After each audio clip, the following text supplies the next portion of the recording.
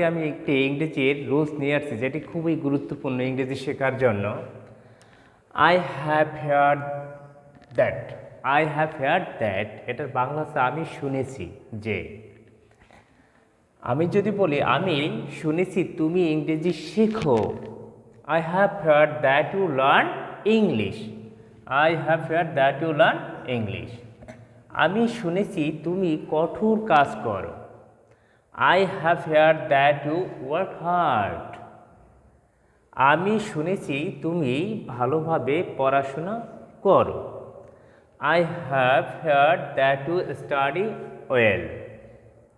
আমি শুনেছি সে খুব মেধাবী, I have heard I have heard that he is very talented.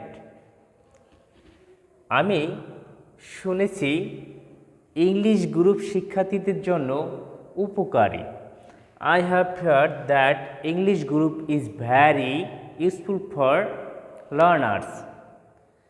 আমি শুনেছি তুমি ট্র্যাডিশনাল খাবার পছন্দ করো, I have heard that you like traditional foods.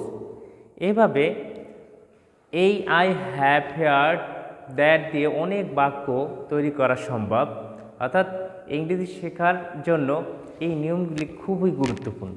ধন্যবাদ সবাইকে।